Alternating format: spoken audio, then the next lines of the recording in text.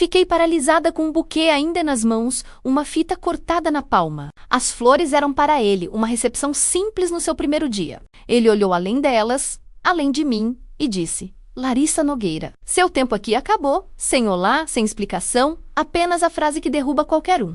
Eu não implorei. Fiquei ali tempo suficiente para sentir a ardência subir da garganta aos olhos. Então assenti uma vez e deixei meu rosto imóvel. A recepcionista me observava. Um colega do meu time levantou-se e sentou-se de novo. Parecia que o próprio saguão prendia a respiração, esperando que eu cedesse. Não cedi. Coloquei o buquê debaixo do braço e fui até minha mesa.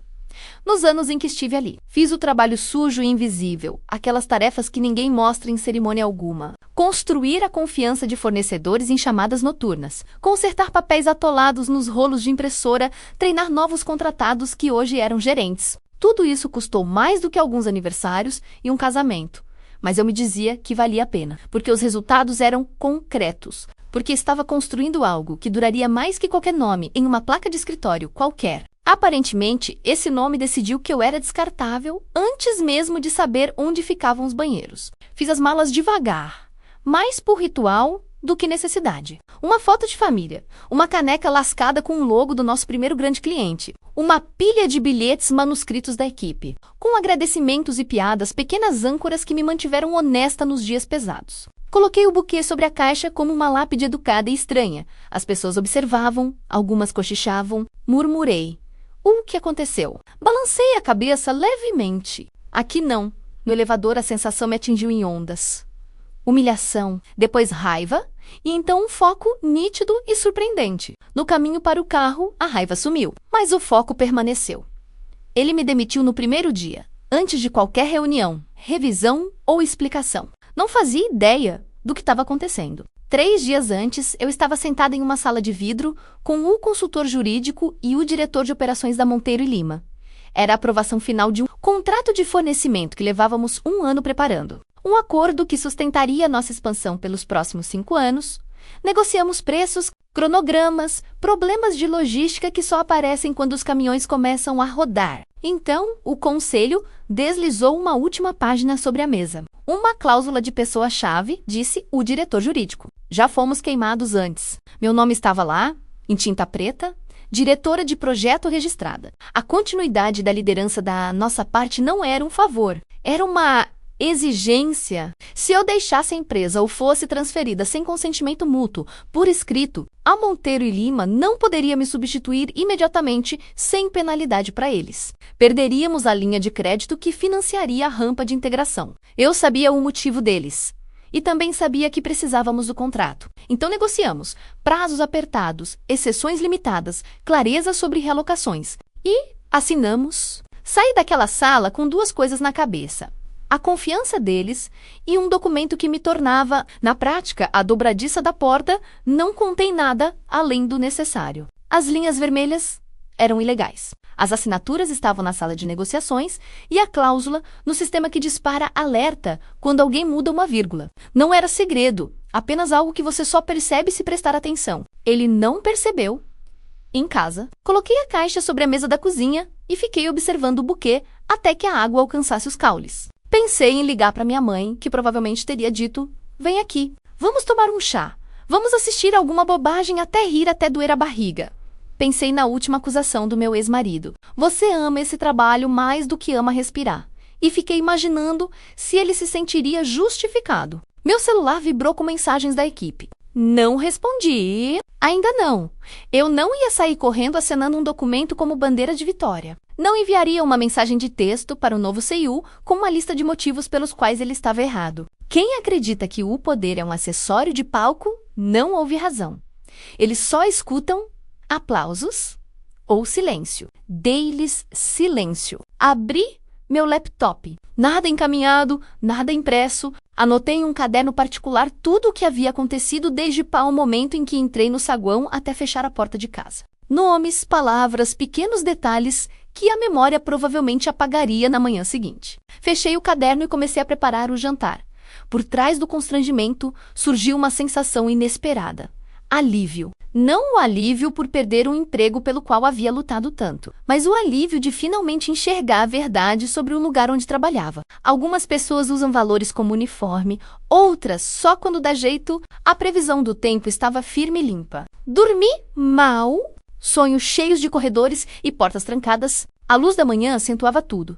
Preparei café e, por falta de mais nada para fazer, cortei os talos do buquê e os coloquei em um vaso mais pesado. Antes, eu os deixara apenas por aparência. Agora os guardava para me lembrar de algo melhor. A intenção pesa, mesmo quando ignorada. Eu não precisava dar o primeiro passo. A empresa faria isso.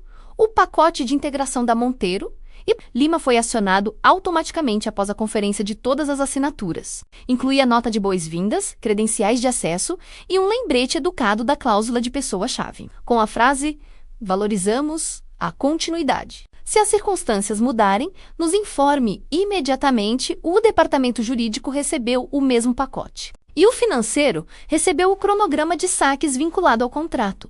Servi meu café e observei o vapor subir. Em algum escritório com vista e placa ainda não parafusada, uma notificação soou. Depois outra e mais outra. Quando pouso a caneca, o celular estava virado para baixo na mesa e o vaso permanecia firme no centro, uma pequena e teimosa chama de cor numa cozinha silenciosa. Não toquei em nenhum dos dois. Do outro lado da cidade, a recepcionista estava parada, batendo os calcanhares e segurando as pastas contra o peito. Ela teria batido uma vez e não esperado. A porta teria se aberto. Sua secretária, não, sua porteira menos entraria furiosa. Senhor, você precisa ver isso! Quando meu telefone tocou naquela manhã, deixei vibrar até a tela escurecer novamente. Então, acendeu pela segunda vez. Mesmo número linha principal da empresa. Eu sabia que se atendesse, uma comporta se abriria, e eu não estava pronta. Tomei meu café devagar, tentando me concentrar nas coisas comuns.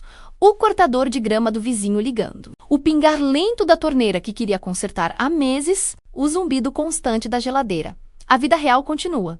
Lembrei a mim mesma, mesmo quando somos expulsos da vida que construímos. Na terceira ligação, a curiosidade venceu. Deslizei o cartão. Larissa. Uma voz cortante disse: não foi o CIU, foi a secretária dele, Camila Torres. Durante todo o tempo que estive lá, ela foi quem impediu que o caos transbordasse daquele escritório de canto. Sempre profissional, raramente emotiva. Mas hoje percebi algo diferente na voz dela. Pânico. Você precisa entrar, disse, sem cumprimentos, sem gentilezas. Ah, um problema. Deixei passar um instante. Não trabalho mais lá. Lembre-se, Larissa, ouça. Ela baixou a voz como se alguém pudesse ouvir pelo telefone.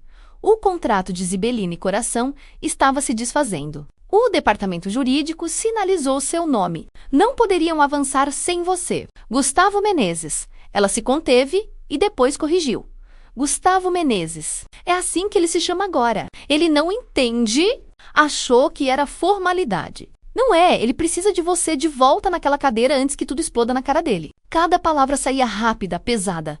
Coloquei a caneca na mesa antes que escorregasse da minha mão. Eu deveria ter me sentido justificada, talvez até satisfeita. Mas o que senti foi uma dor no peito. Daquele tipo que surge quando alguém finalmente admite o que você já sabia, que todas aquelas noites, todos aqueles sacrifícios, não eram invisíveis. Eles importavam.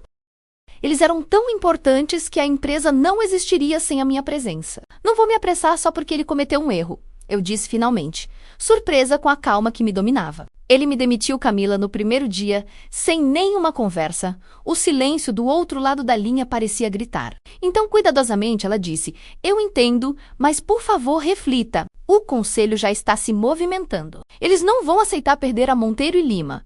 Encerrei a ligação sem prometer nada. Meu pulso batia tão rápido que parecia querer escapar pelos ouvidos. O resto da manhã virou uma névoa. Tentei ler, mas as palavras dançavam na página. Saí para caminhar.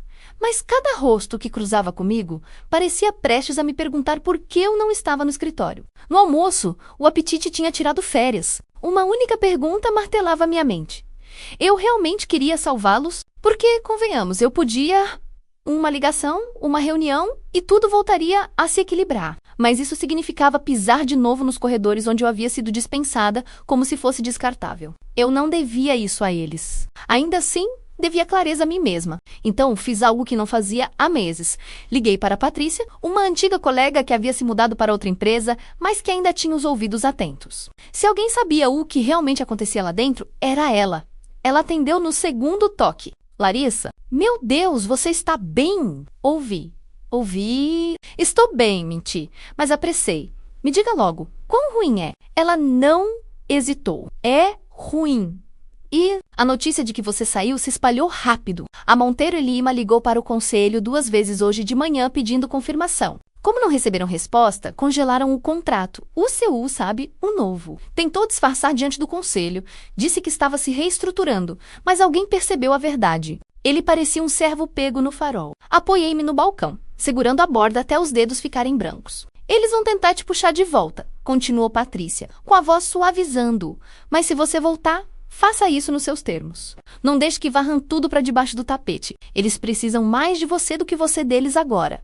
As palavras dela ecoaram depois que desligamos. Nos meus termos, naquela noite, com o sol se pondo, abri o laptop. A caixa de entrada estava lotada. Mensagens de colegas, jurídico e até da contabilidade. A maioria era educada, urgente e profissional. Algumas carregavam desespero, mas uma se destacou. Era de Camila, novamente. Apenas 4 palavras. Por favor, me ligue hoje à noite. Não respondi de imediato. Em vez disso, abri o contrato escaneado. Linha por linha, tracei a cláusula que mantinha a empresa inteira refém. Meu nome não era apenas tinta na página. Era uma alavanca. Prova de que meu trabalho e presença tinham peso. Pela primeira vez desde que fui demitida, senti a balança se inclinar. Não a favor deles, a meu favor. Fechei o laptop e fiquei sentada, observando as luzes da cidade piscarem pela janela. Em algum ponto daquela grade brilhante, ele andava de um lado para o outro, tentando costurar uma autoridade que não havia conquistado embaixo dele. As pessoas que antes me buscavam por orientação aguardavam, incertas, sussurrando nos corredores.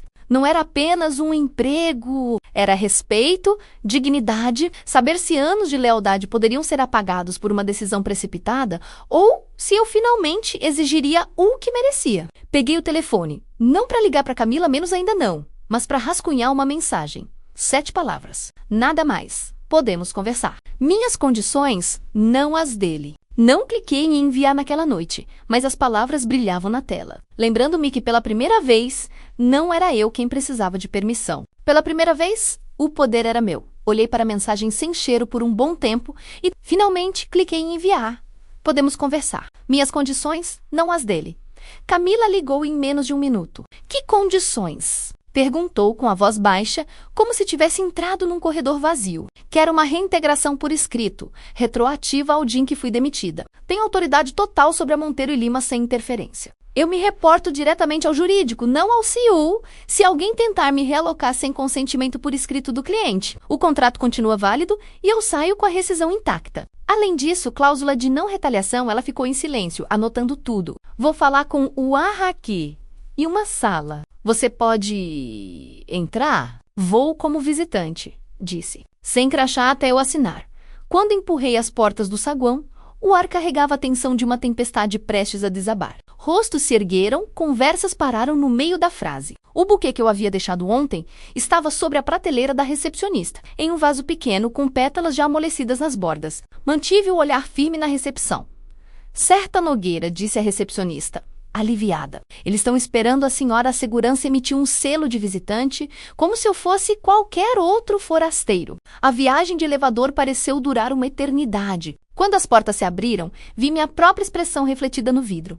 Calma na superfície. Mas algo se contorcia por baixo. Camila me encontrou em uma sala de conferências. Ela tinha aquele tipo de cansaço que se sente ao tentar segurar um prédio com fita adesiva. O consultor jurídico está lá dentro, disse. É a que 2... O departamento jurídico havia enviado o seu sênior, Rafael Coutinho, com as têmporas grisalhas e óculos de leitura na cabeça. Ao lado dele, a diretora de Arhaca, Ana Cecília Rocha, estava sentada com uma pasta aberta. Nenhum CIU, Larissa Rafael disse, em pé. Obrigado por ter vindo. Estou aqui pelo contrato, respondi, sentando-me no lugar mais próximo da porta para deixar os limites claros. Ele assentiu e deslizou um rascunho sobre a mesa. Adendo retroativo à carta de reintegração, atribuindo autoridade exclusiva sobre a conta durante o período de integração. Linguagem não retaliatória. Removemos qualquer termo que pudesse enfraquecer sua autonomia. Li cada linha com a caneta destampada. Greve sujeita às necessidades do negócio, digitei. Essa frase era uma brecha. Rafael riscou sem discutir. Ana Cecília colou um post-it. As linhas vermelhas começaram a parecer menos uma alavanca e mais um andaime. Simples, estrutural, sem drama necessário. A porta se abriu. O novo CEO entrou, impaciente e polido. Olhou primeiro para os papéis, não para mim. O que estamos fazendo? Perguntou alto demais. Consertando o que você quebrou? Respondi, sem elevar a voz. Seu maxilar se contraiu. Não negociamos decisões de pessoal com funcionários, negociamos quando um cliente tem cláusula de pessoa-chave. Rafael disse. Igual, estamos expostos e o CEO deu um passo em direção à mesa. Não me sinto confortável com essa linha de subordinação. Ela deveria se reportar a mim. Você não está listado em nenhum lugar da grade de governança da Monteiro e Lima. Respondi. Eles não te conhecem, eles me conhecem. É esse o ponto. Ele olhou para Ana Cecília procurando um aliado. Ela manteve os olhos na pasta. Não é pessoal, acrescentei. É continuidade. Ou honramos o que assinamos, ou admitimos que concordamos, com termos que nem lemos. Rafael entregou a cópia do contrato assinado, com uma aba amarela marcando a cláusula. Ele olhou para ela, depois para mim, com a postura de alguém que esperava que a sala se curvasse e a encontrou teimosamente reta. Tudo bem, disse ele, mas a palavra soou frágil. Assino, respondi. Um e-mail conjunto do departamento jurídico para Monteiro e Lima confirmou meu status e esclareceu que nenhuma alteração seria feita sem o consentimento deles. Foi enviado antes de eu atender qualquer ligação. Rafael assentiu, concordou. O CEO apertou os lábios. Não estamos nos desculpando com o fornecedor. Eles não são fornecedores, corrigi. São nossos parceiros e hoje, nossa tábua de salvação. A sala prendeu a respiração. Por um instante, pensei que ele fosse atrapalhar tudo por puro orgulho. Em vez disso, ele deu um sorriso tenso, quase teatral, e sentou-se como se tivesse decidido ser generoso. Trabalhamos no documento linha por linha. Quando terminei, devolvi a caneta e empurrei os papéis em direção a um espelho. Essa linguagem eu consigo tolerar. Camila reapareceu na porta, com o rosto um pouco pálido. Desculpe, disse ela. Não podia esperar. O CEO suspirou. E agora? Ela entregou uma cópia impressa. O Conselho da Monteiro e Lima tinha encaminhado uma captura de tela. Alguém postou no LinkedIn da empresa. Primeiro dia reformulando a equipe, eliminando peso morto. Chega de passageiros indesejados. O post estava no ar há meia hora. Todos os olhares se voltaram para o CEO. Uma mancha vermelha subiu pelo pescoço dele. Era uma publicação programada, disse ele. Genérica. Não se referia a ninguém. Não importa o que seja, eu falei. É como está escrito. E foi publicado enquanto a equipe jurídica solicitava. Garantia sobre a estabilidade da liderança. Rafael apertou a ponta do nariz. Vamos apagar agora e reconhecer o erro no e-mail com delicadeza. Depois confirmamos a continuidade. O CEO franziu a testa. Não vamos admitir culpa em público. Depois, faremos isso em particular. Para as únicas pessoas que podem rescindir nosso contrato sem penalidade, Rafael respondeu com calma, mas firme. Escolha seu orgulho ou sua passarela. Ele não respondeu, mas a sala ouviu a decisão mesmo assim. Rascunhei o corpo da mensagem. Conciso, claro, sem floreios. Continuidade confirmada. Autoridade reafirmada. Compromisso garantido. Rafael leu, assentiu uma vez e clicou em enviar da conta do jurídico. Uma cópia chegou à minha caixa de entrada mais tarde. Prova concreta de que o terreno havia mudado. Credenciais? Perguntei. Acesso limitado. Somente para a sala de negociações, Ana Cecília deslizou um crachá temporário sobre a mesa. Expira em 72 horas. Ele restaurará seu e-mail com proteções legais. Guardei o crachá no bolso. Na soleira, parei. Mais uma coisa, disse virando-me para o CEO, quando atendo a ligação com um cliente. Represento todos nós, você não precisa gostar do caminho que seguimos. Mas não me faça defender a nós e a você ao mesmo tempo. Ele sustentou meu olhar e, por um instante, vi uma pequena rachadura. Incerteza, ou talvez reconhecimento. Então, desapareceu. Faça o seu trabalho, disse ele. Sempre fiz, respondi. Assim que entrei no corredor, meu celular vibrou. Uma prévia do e-mail do Conselho da Monteiro e Lima. Obrigada pelo esclarecimento. Antes de prosseguirmos, há mais uma preocupação que precisamos abordar. Não abri ainda. Deixei o assunto ali como um bilhete preso na memória e senti a sala atrás de mim se distanciar. Fosse o que fosse, precisava ser enfrentado. Agora, finalmente, em termos que eu poderia tolerar. Só abri o e-mail quando já estava de volta ao carro, porta fechada, silêncio ao redor. Minhas mãos tremiam levemente enquanto tocava a tela. Antes de prosseguirmos, precisamos abordar a estabilidade da liderança. Entendemos que a autoridade da Larissa Nogueira está intacta. No entanto, temos preocupações com comunicações públicas que sugerem instabilidade interna. Por favor, confirme quem fala pela sua empresa durante esta transição. Suspirei. Não se tratava mais apenas de mim. Tratava-se da credibilidade da empresa. Uma publicação desajeitada no LinkedIn transformou uma integração simples em uma negociação de confiança. Rascunhei mentalmente a resposta enquanto olhava para o volante. Claro, conciso, profissional, sem emoção, apenas a garantia de que eu era o ponto de contato. Mas sabia que não deveria enviá-lo eu mesma. Tinha que vir do jurídico, carimbado e copiado para o conselho, se necessário. Caso contrário, pareceria que eu estava tapando buracos sem respaldo. Dirigi para casa com a bolsa do laptop ao lado, crachá de visitante ainda no bolso do casaco. À noite, a empresa já havia emitido um memorando interno. Larissa Nogueira foi reintegrada como diretora de projetos da Monteiro e Lima. Todas as comunicações devem passar pelo escritório dela. A linguagem era seca, mas o efeito foi sentido. Meu telefone vibrou com parabéns discretos de pessoas que ficaram à distância depois da minha demissão. Algumas mensagens foram mais sinceras. Estamos aliviados. Tem sido um caos por aqui.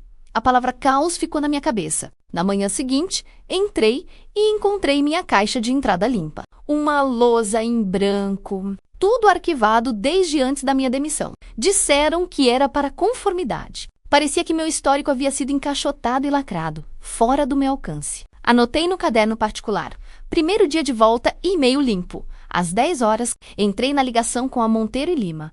O conselho apareceu primeiro. Rostos ilegíveis atrás de óculos de aro de metal. Depois, o diretor de operações, contido e ágil. Senhora Nogueira, disse o conselho. Que bom que está conosco. Precisamos esclarecer 2 pontos antes de prosseguir. Primeiro, comunicações públicas. Segundo, supervisão executiva. Mantive o tom firme. A publicação estava mal formulada e foi removida. O conselho confirmou que todas as mensagens externas passam pelo jurídico e por mim. Quanto à supervisão, o contrato da Monteiro e Lima me nomeia como único negociador. Nada mudou. O CUU se aproximou da Câmara. E se isso acontecer, o contrato termina e você está livre para ir embora sem penalidade, recitei a cláusula palavra por palavra. Por um momento, silêncio absoluto. Então o conselho assentiu lentamente. Está de acordo com o nosso entendimento, a tensão diminuiu um pouco, não muito, mas o suficiente para seguir em frente. Após a ligação, senti uma estranha mistura de triunfo e exaustão. Não conquistei nada permanente, apenas espaço para respirar.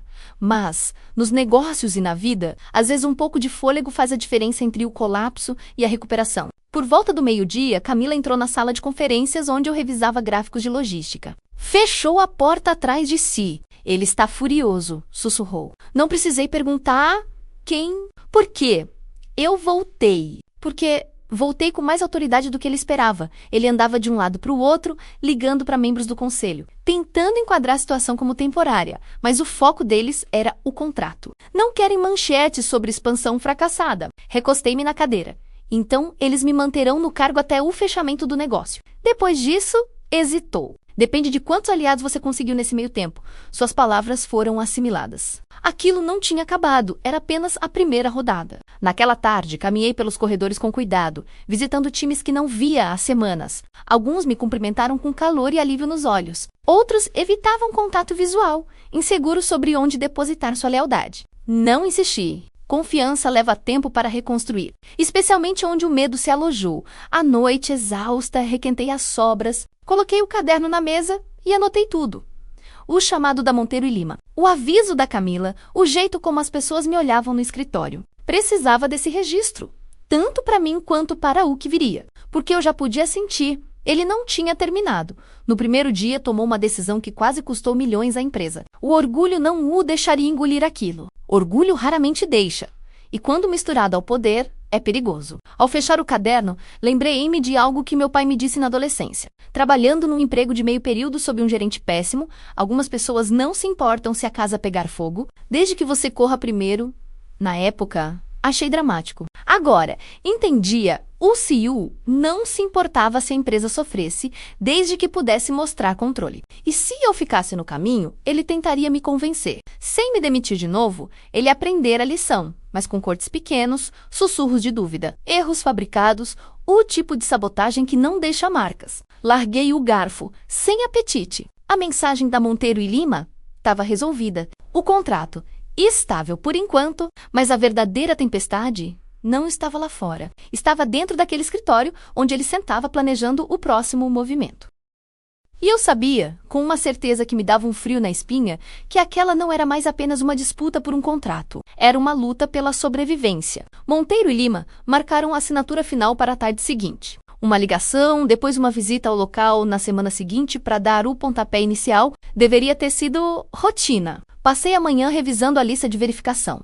Notas de entrega, marcos logísticos, um FAQ para o líder de operações. Ao meio-dia, minha tela piscou com uma nova mensagem do conselho.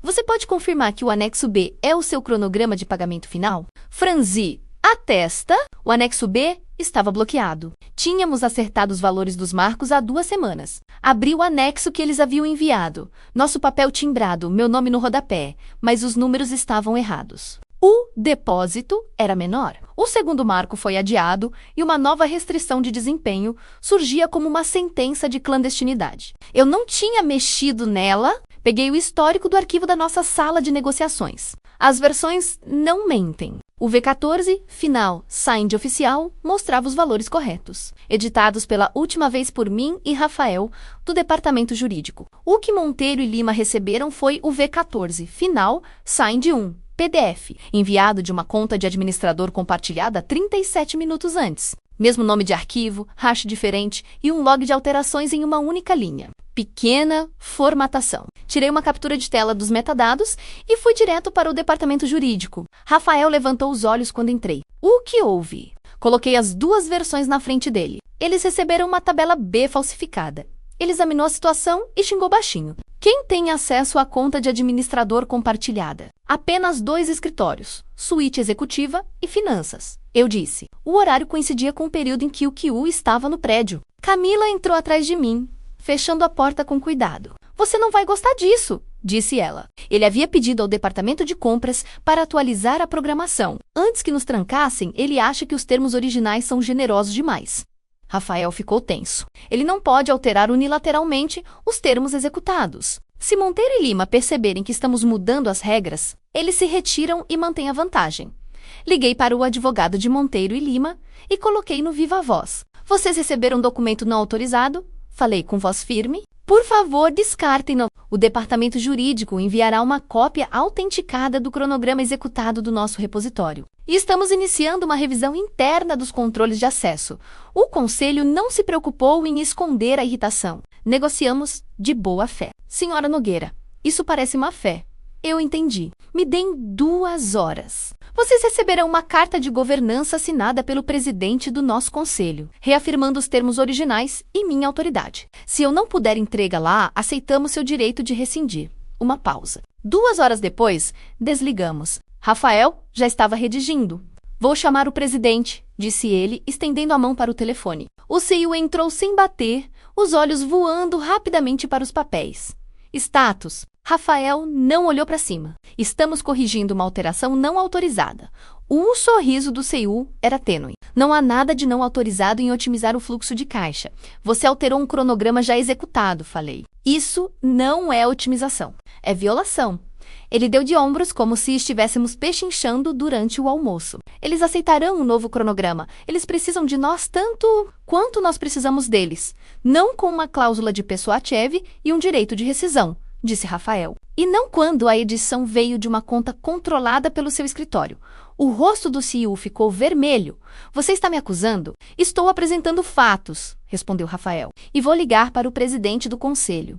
Os próximos 90 minutos foram uma corrida. Rafael garantiu a assinatura do presidente em uma carta de governança que continha 3 pontos claros. Reafirmava o cronograma B original. Confirmava minha autoridade exclusiva por contrato e colocava todo o controle futuro de documentos para este acordo sob responsabilidade do departamento jurídico, não da diretoria executiva. Produziu um log do caminho de upload do arquivo falsificado e bloqueou a conta de administrador compartilhada. A Aquay suspendeu a instrução de atualização de compras. Era um processo limpo e sem glamour, do tipo que salva empresas. Enviamos o pacote para Monteiro e Lima às 13h46. O conselho respondeu 3 minutos depois. Recebido. Prosseguindo com a aprovação final conforme o planejado. O QU acrescentou apenas uma linha.